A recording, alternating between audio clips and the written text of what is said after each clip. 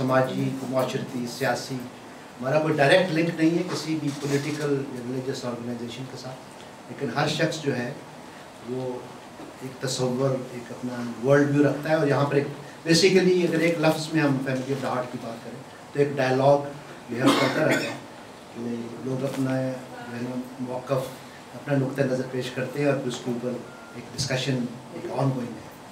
तो इस ऑर्गेनाइजेशन के हम 3 तरह के प्रोग्राम होते हैं।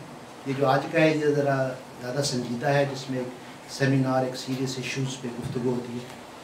बाज़ प्रोग्राम जो है वो प्योर अदबी हैं, जिसमें किसी शायरी या अदब या अफसाना या नावल उस हवाले से, और बाज़ मौसीकी के प्रोग्राम हैं जो हम साल में 2-3 दफ़ा करते हैं।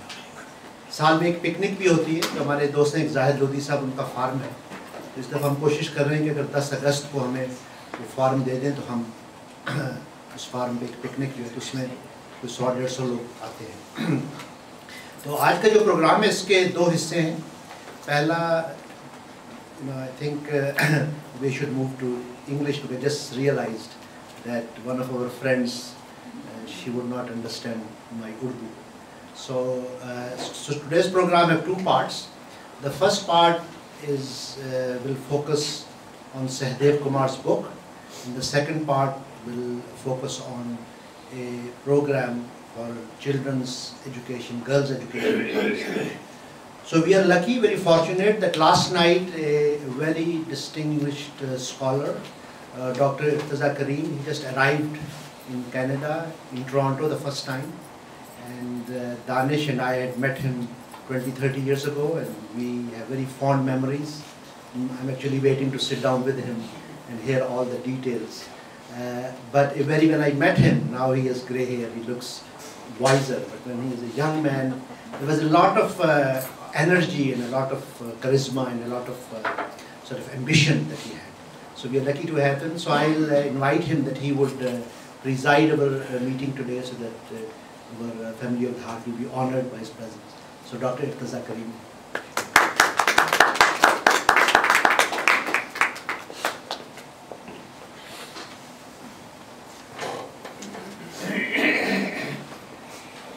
In the first part, I will invite our sort of scholar who is the inspiration for today's function. The first part, that is Sohail Kumar. So I'll also invite him to sort of come and join Kareem.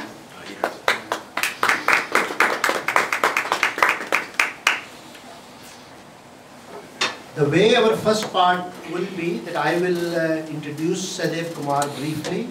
I'll then read a paper about my inspiration that I had from his work. And then we've invited 2 scholars, Dr. Tahir Qazi and Ziauddin Saab, who will then present their review of Sohail Kumar's latest book. The latest book is Hows and Whys of an Unexpected Universe.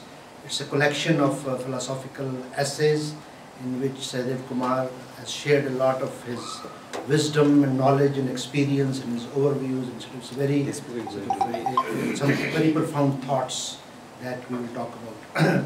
So those of you who do not know Sohail Kumar, he is sort of a very multifaceted, sort of has his background. Originally he was a nuclear physicist with his PhD in the history and philosophy of science from University of Toronto. Then he was Professor Emeritus at the University of Waterloo in Environmental Studies. He has given lectures on science and religion dialogue, bioethics, art of international cinema. His columns regularly appear in different newspapers. As far as his books are concerned, the one that I will talk briefly is called Vision of Kabir Das's Misty Poetry. Lotus, second book is Lotus in the Stone. 1000-petaled lotus, Jain temples of Rajasthan. Today's book, Hows and Whys of an Unexpected Universe. And he also shared with me 2 ultrasounds of his new book. They're not born yet, but we just have ultrasounds. One is called In Matters of Life and Death, Reflections on Bioethics, Law and the Human Destiny. That you know, when I was doing obstetrics, they used to have EDD, expected date of delivery, 9 months and 7 days after the last period. You know, so that will be born in August 2014. And the second one, 7,000 degrees of freedom and road not taken. Expected date of delivery, December 2014. This is just to give you an idea so that you look forward to. So he has multiple pregnancies. You know, pregnant people say that. That is very rare for artists to have that. So we are lucky. I think just Nuzhat Siddiqui discovered an artist who is an artist on her own, sort of aloka, on her own right.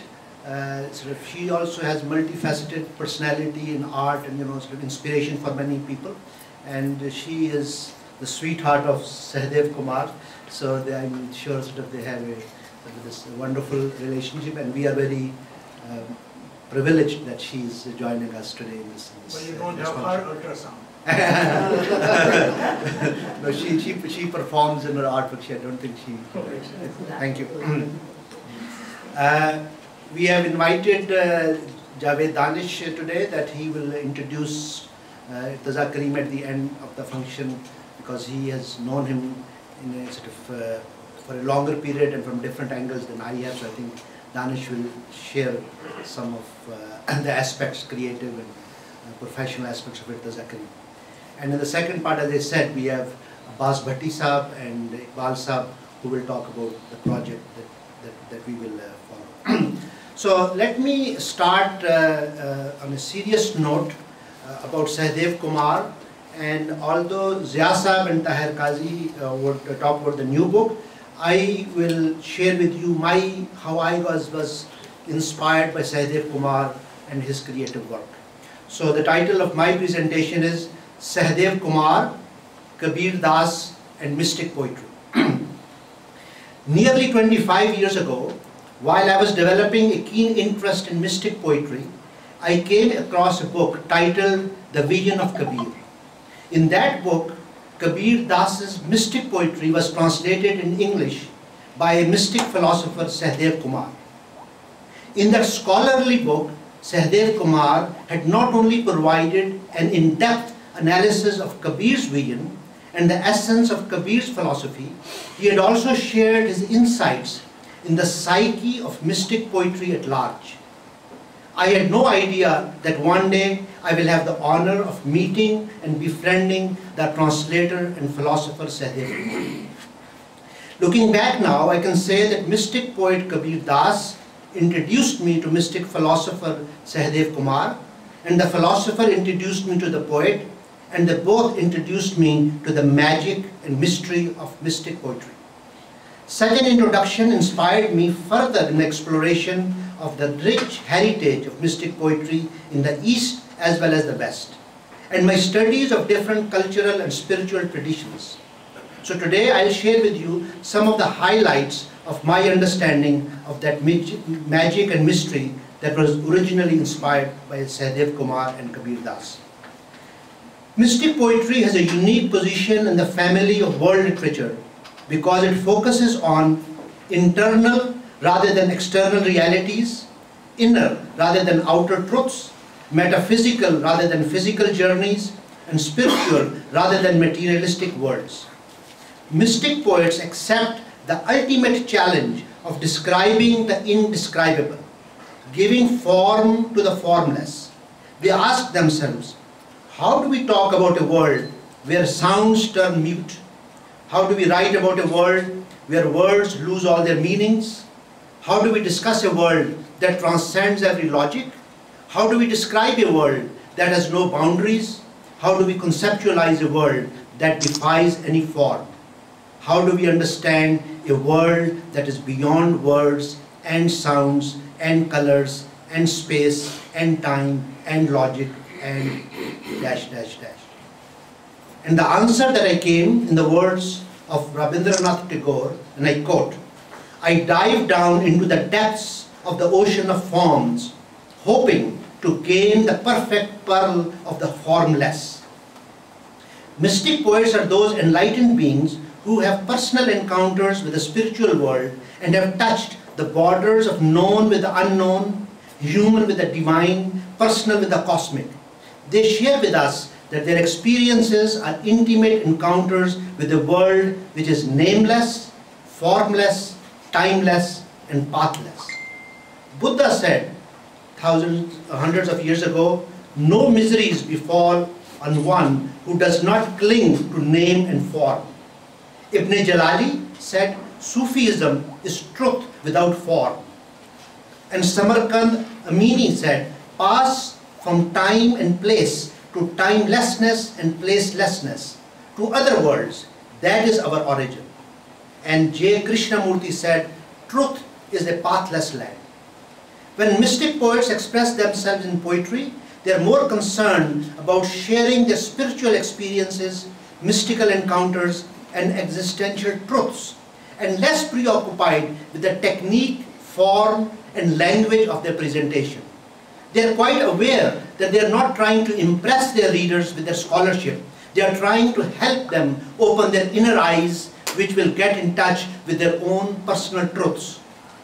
When we study mystic poetry created throughout the world over the centuries, we come across certain master symbols that have a universal value because they are created from the body of human experience.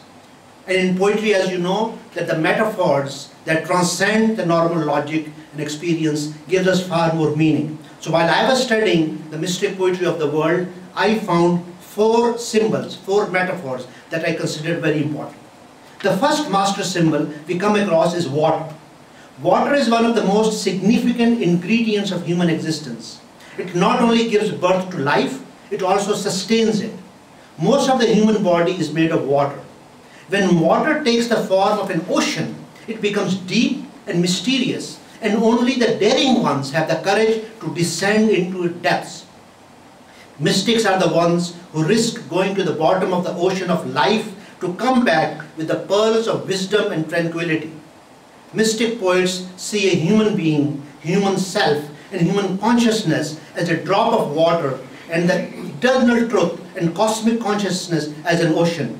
They claim that an ordinary man can see drops of water in an ocean, but one needs special awareness and consciousness to see an ocean in a drop of water.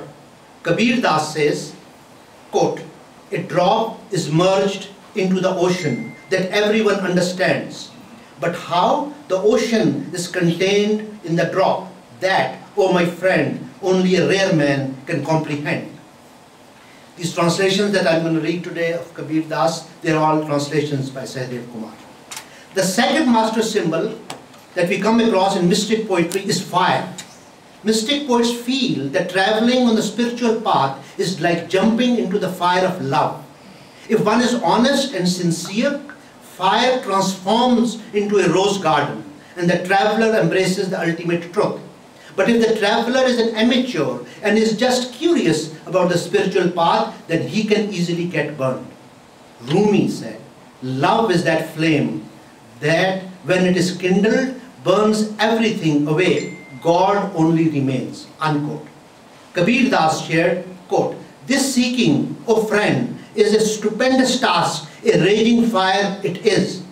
Jump in if you wish to be baked, but if you are merely curious, this fire would destroy you, unquote.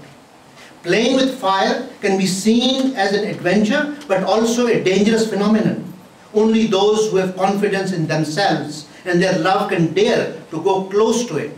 But once mystics embrace the flame, they are sure that they will be cleansed from all those impurities that are hindrances in their spiritual journey. Fire purifies things not only in our day-to-day lives, but also our souls in our spiritual lives. William Blake said, and I quote, unless the eye catch fire, the God will not be seen. Unless the ear catch fire, the God will not be heard. Unless the tongue catch fire, the God will not be named. Unless the heart catch fire, the God will not be loved. Unless the mind catch fire, the God will not be known, unquote. The third master symbol we come across in mystic poetry is light. Mystic poets highlight that after traveling in the dark alleys of one's soul and on convoluted pathways of the spiritual labyrinth, human beings reach a stage where they discover their inner light. Kabir Das says, and I quote, I shall make my body into a clay lamp, my soul its wick, and my blood oil. Ah, the light of this lamp would reveal the face of my beloved to me, unquote. In this journey, the traveler has to consume himself to discover light and be enlightened. Baba Fariduddin Attar wrote, and I quote, the true lover finds the light only if, like the candle, he is his own fuel, consuming himself, unquote. And there's an anonymous philosopher who said, first you go toward the light, next you are in the light, then you are the light, unquote. This was from a book called What is Enlightenment? Alongside light being a guide in the darkest journeys of our inner self, it is also a synthesis of the colors of the rainbow. When different aspects of human life merge in people, they become enlightened beings, and then their truths, words and actions become a source of light for others. They become torches that guide the lost souls. After discovering the inner truth, the light mystics tend to speak less and avoid arguments. They prefer to remain quiet. They realize that their genuine silence can communicate more than idle talk or meaningless debates. They become aware of the limitations of words. Madhulal Hussain said, and I quote, be never engaged at all in arguments so long, but ponder over your end, so says Hussain Fakir. And Kabir Das wrote, anyone who had a taste of his love is so enchanted by it that he is stricken with silence. Oh dear friend, when you have a gem in your hand, you don't go on the street announcing it, unquote. While studying mystic poetry, we are also struck by the simplicity of the expression. Mystic poets use simple language because they want to communicate with common people. They don't want to impress literary scholars and critics. They are humble people, and their humility is reflected in their poetry. They know the art of expressing the most profound experiences in the simplest words. I think in Urdu we used to call it Sahle Mumtana, like Mir had some of his poetry. They know the art of expressing the most profound experiences in the simplest ways. Rather, they are dissatisfied with those scholars and clergy who use difficult language